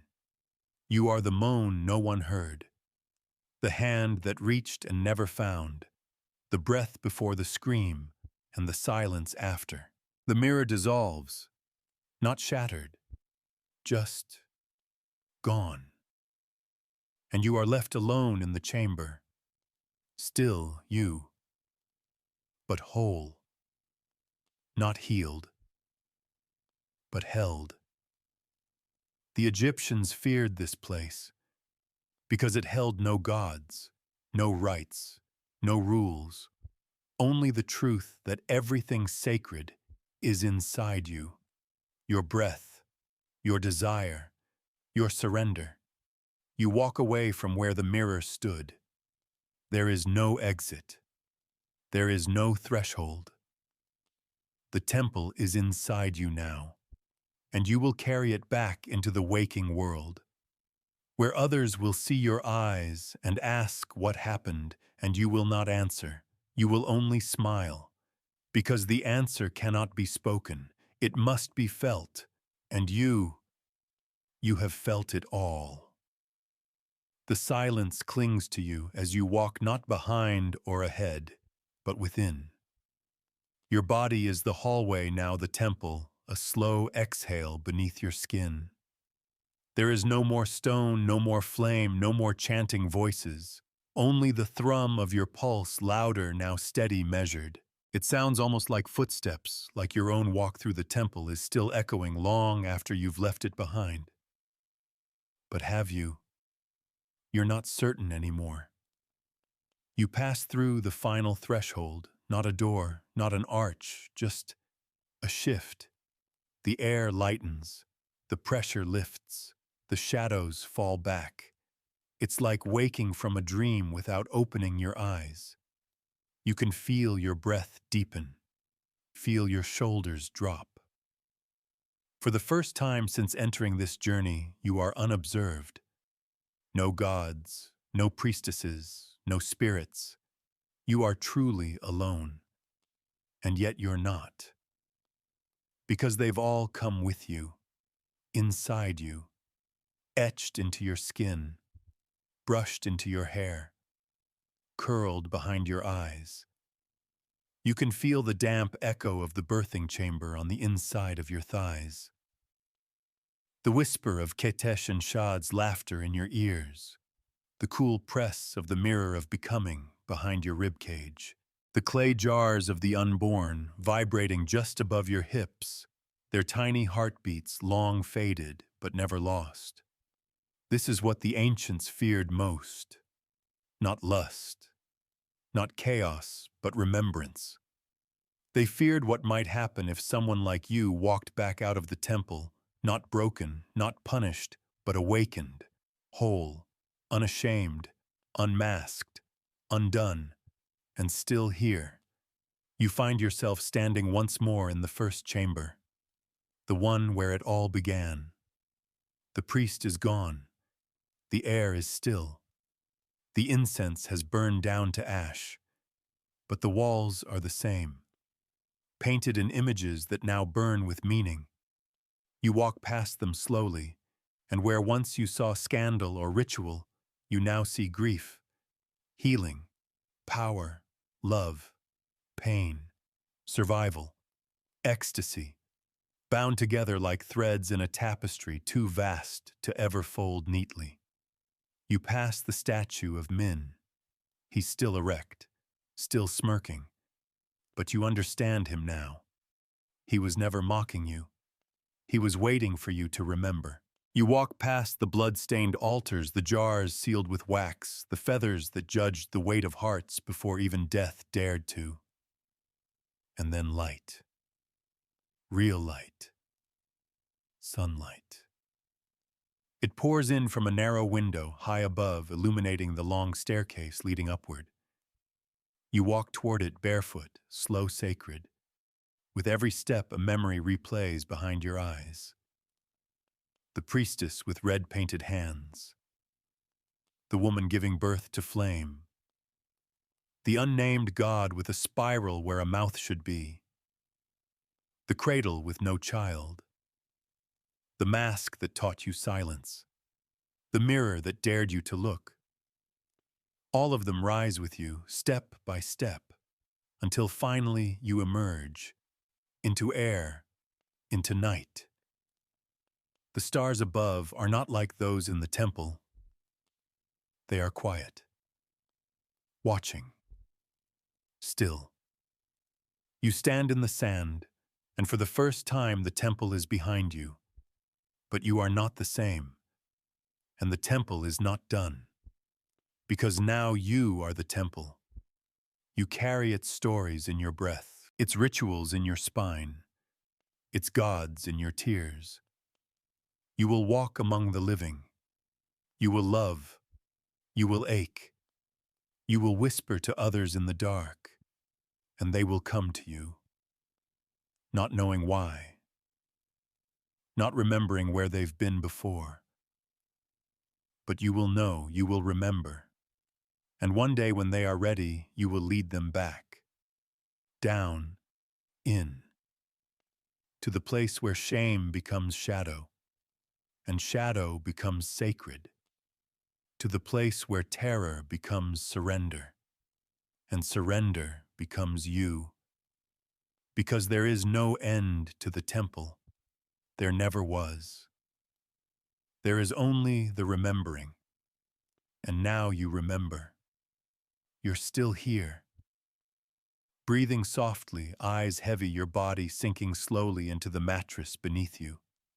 The stone has faded. The torches have gone out. The gods have fallen quiet. And yet something lingers. Not fear, not arousal, not even awe. Just stillness. The kind that comes only after long journeys through ancient places where no one dares to speak too loudly. The kind of stillness that stays with you like perfume, clinging to your wrists, your neck, your thoughts. Maybe your heart still races a little. That's all right. Maybe your breath still catches when you think of the garden, or the mirror, or that final chamber where the forbidden gods laughed behind formless masks. That's all right too. They're quiet now. You've heard their stories. You've carried their memory. You've become the vessel they always waited for. And now, you rest. Let the images fade. Let your muscles loosen. Let the weight of thousands of years fall away from your shoulders. You are not in Egypt anymore. You're in your bed. Safe, warm, still whole, still human, still held. Let sleep take you like a gentle tide, pulling you from the shores of memory into a dreamless deep. No more temples tonight. No more gods. Just breath. Just quiet. Just rest.